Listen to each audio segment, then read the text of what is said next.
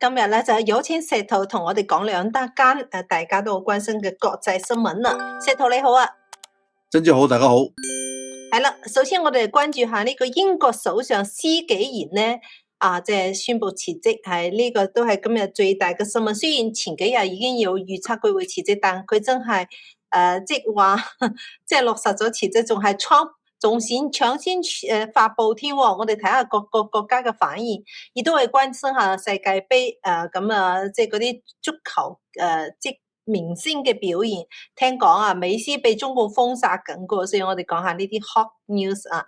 石頭，係啦，你睇唔睇波㗎？其實係我以前打波亦都睇波下，咁啊我好中意足球啊。細細個都開始中意足球啦，但係咧近年嚟因為忙啦，咁啊少接觸，但係都有關注嘅。咁啊美斯被封殺咧呢件事我都知道。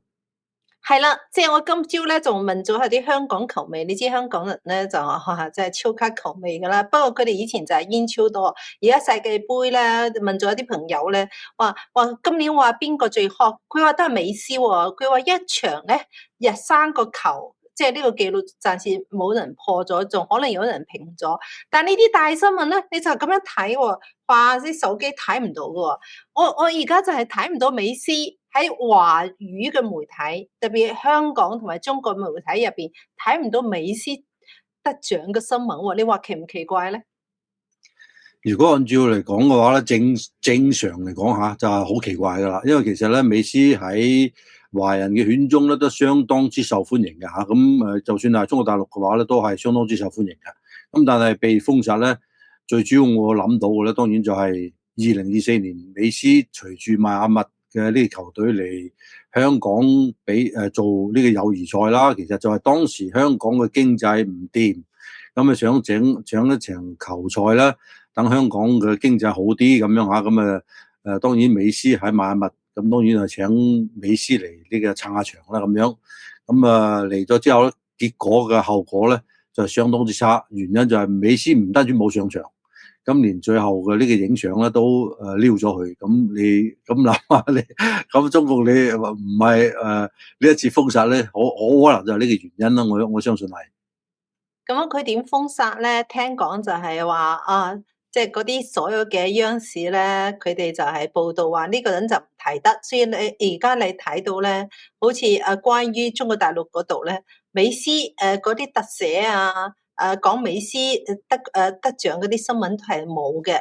但咧講到美斯咧，嗰啲足球解說員點樣講咧？就話呢個美斯咧係阿根廷一個足球員踢咗落去，阿根廷一個足球員係邊個嚟嘅咧？其實咧呢啲咁嘅講法咧，一講出嚟俾人哋笑到甩牙啦。咁其實你作為一個足球評論員，你竟然連呢啲球員嘅名都唔知，第一點。第二點咧，踢咗咁多球入去，你又唔會講吓，咁連佢個名你都唔知，咁你都唔合格啦，係咪？咁應該退休啦。咁呢其實好明顯睇到咗咧，呢啲咁嘅做法咧就係中共一貫以嚟嘅做法嚟嘅。咁無論佢係喺呢個體育賽事又好，或者喺其他啲做法嘅話，佢係要封殺你嘅話咧，咁佢可以用好多嘅呢啲咁嘅方式啦。咁呢次你睇到咗美斯其實咧，真係個表現相當之亮麗嚇。咁啱先你講緊嘅一場球入邊，好似呢一個出盡風頭咁樣。但係一開始你睇到央視咧，包括咗佢體育頻道咧，都話佢封神嘅嚇，咁話個相當之犀利嘅表現。咁但係馬上就睇到咗咧。央視就緊急通知，就話唔俾特寫啦。啱先咪講咗嘅，有審查之後之類。